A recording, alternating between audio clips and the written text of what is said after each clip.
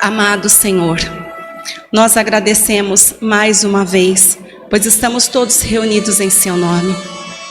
Este é o meu primeiro trabalho na casa, que este ano surjam inúmeros trabalhos a serviço do Senhor, que possamos ser abençoados pelos bons espíritos, intuídos por eles, que possamos pregar a fraternidade e o amor ao próximo. Que este ano seja de bênçãos e de luz, saúde e fé para todos nós. Que eu possa contar com o apoio neste momento do meu mentor Erasmo Gurgel. Que ele possa desenvolver o seu trabalho da forma que achar mais conveniente. Eu, apenas médium, me coloco à disposição de servir. Graças a Deus, graças a Jesus. A palestra de hoje tem como tema a parábola dos servos inúteis. Está contida no Evangelho de Lucas, capítulo 17, versículos de 5 a 10. Os discípulos pediram a Jesus: Senhor, aumente a nossa fé. E Jesus disse: se tiver fé, como um grão de mostarda, dirá a esta moreira: arranca-te e lança-te ao mar, e ela obedecerá. Qual de vós, tendo um servo ocupado na lavoura ou em guardar o gado, dirá quando ele voltar do campo: vem já para a mesa? Antes dirá: prepara-me a ceia, sirva-me enquanto eu como e bebo. Depois você comerá e beberá. Por acaso agradecerá ao servo por ele ter feito o que ordenou? Creio que não. Você também, depois de ter feito o que foi ordenado, diga: somos servos inúteis, porque fizemos apenas o que devíamos fazer. Nós utilizamos alguns importantes livros da doutrina, livros sobre parábolas, para que possamos compreender melhor o que ficou dito. E no livro As Parábolas, José de Souza e Almeida nos informa que esta parábola traz grandes ensinamentos, como a renúncia que nós devemos ter para com os nossos semelhantes, também o devotamento que devemos ter para com o próximo e também o estímulo ao trabalho e o cumprimento de nossos deveres. Naquela época, os servos se ocupavam de inúmeras tarefas. Eles guardavam o gado, trabalhavam na lavoura, mas quando eles retornavam para casa, eles também tinham que assumir várias tarefas pessoais dos seus senhores. Então, finalizada a tarefa no campo, terminada a sua jornada de trabalho no campo, eles retornavam para casa. E lá chegando, eles tinham que preparar a ceia, tinham que servir o seu senhor, e só depois eles podiam se alimentar, eles podiam ceiar. Jesus se aproveitou de um fato cotidiano para transmitir ensinamentos aos seus discípulos. Ele pretendia mostrar aos discípulos que, para aumentar a fé, eles deviam servir ao próximo, servir com renúncia e humildade, sem má vontade e reclamações. Erasmo me envia a imagem de uma mãe bondosa, que, tendo 9 filhos, ainda assim trabalha na terra, cuida do seu lar, cuida de cada um dos seus filhos. Esta mãe realmente é conhecida minha, e em uma das situações, a criança mais jovem ainda estava no ventre e ela com a enxada nas mãos. O esposo, em muitas ocasiões, chegou ao lar destratando a esposa, mas nem por um minuto ela reclamou, ela desempenhou sua tarefa com insatisfação, com má vontade. Ela não preparou o pouco que tinha em casa com injúria, com queixas. É verdade. Ao mesmo tempo, tantas e tantas outras mães que têm muitas vezes tudo no seu lar, quando escutam o seu pequenino solicitar qualquer coisa, mesmo a leitura de um livro, ela ralha com ele, reclama e sai nervosa, não atende o pedido do seu único tutelado. Desta maneira, nós podemos perceber o quanto a renúncia e o devotamento são tão importantes em todos os aspectos de nossa vida. Nós podemos utilizar os ensinamentos desta parábola para tudo o que realizamos. O trabalhador útil é aquele que faz a sua tarefa com boa vontade, com alegria. Ele serve ao seu empregador e não trabalha apenas por dinheiro.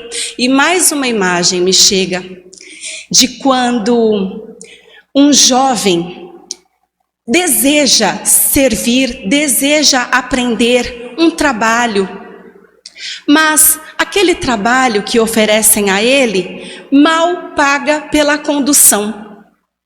E este jovem escuta de alguém: é melhor você trabalhar, nem que seja para pagar até chegar o local de trabalho, nem que tenha que pagar pela condução, do que ficar em casa sem aprender nada. O trabalho vai ensinar muito, inclusive te dará experiência que não tem preço. Experiência só se adquire na labuta diária. Portanto, o trabalho enobrece o homem e fornece ensinamentos valorosos que jamais serão perdidos para o espírito que reencarna e desencarna levar para toda a sua jornada. Já o empregado inútil, este faz no máximo o que lhe foi pedido, quase sempre realizando sua tarefa muito mal feita, porque ele não tem interesse no trabalho em si. Ele só está preocupado com o dinheiro e com as férias no fim do ano. Nós também podemos trazer este ensinamento para a espiritualidade, para os serviços que desempenhamos aqui na casa, e questionarmos silenciosamente se somos servos úteis ou inúteis. Porque o servo inútil, ele também trabalha na seara do Mestre Jesus. Mas é aquele que barganha com Deus, é aquele que diz que vai servir e vai auxiliar o próximo para ganhar um bom lugar no céu. Ele negocia com o Senhor e diz: eu sou bom pai para os meus semelhantes, eu sou bondosa e caridosa, eu auxiliarei todos que chegarem no meu caminho, mas em troca o Senhor prepare um bom lugar para mim aí. Negociando com a espiritualidade. Tantos outros atuam por ostentação, por status, porque ainda tem a mente materialista do ter para ser, ter posição, ter imagem, ter títulos para ser reconhecido na sociedade. Ainda, segundo José de Souza e Almeida, existem aqueles que atuam com doutrina pessoal. Mas, meus irmãos, nós estamos aqui buscando a doutrina de Jesus. Eu sou o caminho, a verdade e a vida. Ninguém chegará ao Pai senão através de mim, disse Jesus. Portanto, a Paula Alves não tem muito a dizer sobre a vida ou sobre as coisas de forma geral, porque a Paula Alves é um ser como qualquer outro que trilha na jornada entre tropeços, erros e acertos. sabe tão pouco de tudo, ainda se esforça para abandonar seus vícios. Mas Jesus, ser perfeito que trilhou a terra, tem tudo a nos esclarecer, tem tudo a nos ensinar. Portanto, estes 20 minutos preciosos devem ser utilizados com os seus ensinamentos, com os livros da doutrina, porque Kardec fez todos os estudos com base no que os próprios espíritos lhe informaram, com o trabalho de homens que foram pesquisadores e historiadores, dos quais nós nos esforçamos para trazer o nome e a obra. Sim, com o auxílio dos espíritos que esclarecem aquilo que ficou mal compreendido, já que Jesus não podia falar tudo sem ser um pouco velado. Doutrina pessoal atrasa e prejudica, não leva a luz aos fiéis. No livro Parábolas Evangélicas à Luz do Espiritismo, Rodolfo Caligares nos informa que os maiores rendimentos no trabalho estarão vinculados à produtividade de cada um. Assim como a fé, que é o salário da alma, só poderá ser aumentada naqueles que têm espírito de serviço, que atuam com altruísmo e fraternidade cristã. Tiago disse: a fé sem obras é morta. Aquilo que é morto não cresce nem se desenvolve, portanto, sem o trabalho edificante, a nossa fé não cresce nem se desenvolve. Na prática do bem, nós devemos nos esforçar para ter atitude de sincera modéstia, extraindo do coração orgulho e qualquer pretensão de superioridade. Todas as vezes que produzirmos um gesto de amor, nós devemos agradecer a oportunidade de servir, agradecer a Deus com humildade, dizendo: Senhor, somos servos inúteis porque fizemos apenas o que devíamos fazer. Ainda no livro Parábolas e Ensinos de Jesus, Caibar Schutel nos explica que a lavoura da história é a religião que deve ser cultivada por todos. O dono da lavoura é Jesus, que nos confere o alimento da vida eterna. Mas o servo verdadeiramente útil, ele não faz apenas o que pedem para ele fazer, ele faz sempre um pouco mais. Já o servo inútil, ele faz apenas o que pedem, até um pouco menos, e ainda se alegra por ter tapeado o seu servo. São aqueles que chegam um pouco depois do horário, saem um pouco antes de ser liberado para sua casa. É aquela pessoa que, ao invés de limpar realmente uma casa, esconde a sujeira embaixo do tapete. Faz sempre de forma leviana, deixando suas tarefas para os seus colegas cumprirem, para auxiliarem-no, porque ele, pobre coitado, não consegue cumprir tudo aquilo. É a pessoa que manipula, que trama e que não cumpre adequadamente todos os seus deveres e compromissos. O trabalho dadivoso e bem feito é característica dos espíritos superiores.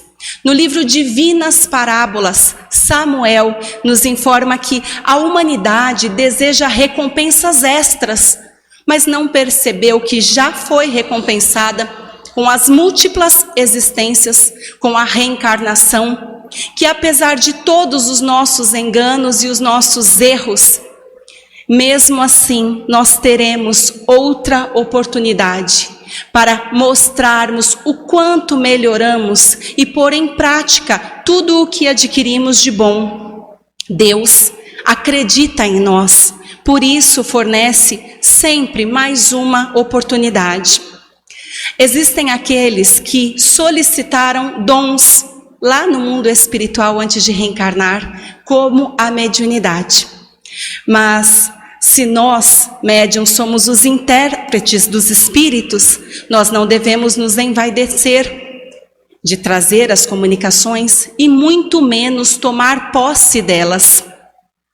Porque a participação dos espíritos que servem Jesus deve ser completa por sua capacidade e intelectualidade em trazerem obras belíssimas que não são de autoria do médium. Portanto, nós devemos respeitar o trabalho e nomear. Diz Erasmo, nenhuma palavra se perderá no anonimato já no primeiro livro que enviou para nós. Quando todos os espíritos que enviam as mensagens podem assinar, quando todos os trabalhos são enviados para o público, numa iniciativa de que eles possam se expressar, possam dizer aquilo que ainda sentem e o que acham importante. Para bem servir ao Senhor, nós devemos nos dar sem restrições, confiar sem perguntar qual será o resultado, ter confiança para servir a Deus com humildade, sentindo a sua grandeza. Deus sempre nos abençoa quando nós temos um bom propósito a desempenhar. Ele sempre nos impulsiona, nos fornecendo cada vez mais ânimo, determinação. Deus está presente em nossas vidas, nos fortalecendo, fortalecendo a nossa fé. No livro Fonte Viva, Emmanuel nos traz um importante trecho do Evangelho de Mateus, capítulo 7, versículo 20. Pelos frutos os conhecereis. Árvore alguma será conhecida ou amada pelas aparências exteriores, mas pelos frutos, pela utilidade e pela produção. Ninguém aliado à verdade dará testemunho de nós pela futilidade de nossa vida, por nossa superficialidade, pelo que acham que nós somos. Não. Falarão de nós pela importância que nós temos no bem comum, pela forma como auxiliamos no progresso geral. Pelos frutos os conhecereis, pelas obras seremos conhecidos, e é com isso que nós trazemos a reflexão de hoje. Se nós seremos conhecidos por nossas obras, pensem, como vocês acham que as pessoas veem vocês? Vocês são observadas, e quando as pessoas falam de vocês por aí, eles dizem: aquela é uma ótima mãe, excelente pessoa, pode tirar a roupa do corpo para beneficiar quem precisa. É um pai excelente, trabalha noite e dia para sustentar seus filhinhos, nunca teve um vício que pudesse atrapalhar sua família. Aquela filha faz de tudo pelos pais que estão acamados, nunca os desamparou. Aquele homem é um trabalhador da casa espírita, está sempre sorrindo, de braços abertos para acolher a todos, independente da cor, da raça, do credo, da idade. Recebe a todos, escuta seus lamentos e os orienta com as palavras do Evangelho. Meus irmãos, tudo o que ficará de nós são os nossos atos, as obras que fizemos. Ficarão para os nossos filhos, para os nossos semelhantes, que terão disso exemplos para seguirem também com suas vidas. É esta a imagem e a lembrança que nós deixaremos, e também que nos auxiliará, segundo Erasmo, no plano espiritual, quando tivermos que partir. Eu agradeço a atenção de todos vocês, para que possamos finalizar esta palestra. Me acompanhem nesta prece. Amado Senhor, eu agradeço neste momento a oportunidade que tive de servir.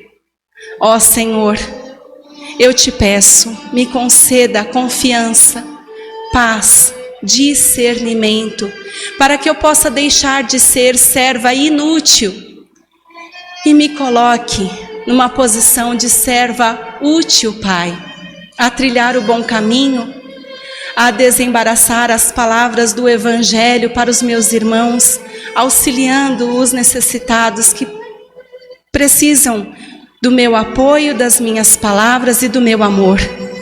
Eu agradeço ao amigo Erasmo, é dele o trabalho em questão. Que este ano possamos seguir com fé nas tuas palavras, amado Mestre Jesus, e sermos pessoas muito melhores. Graças a Deus, graças a Jesus.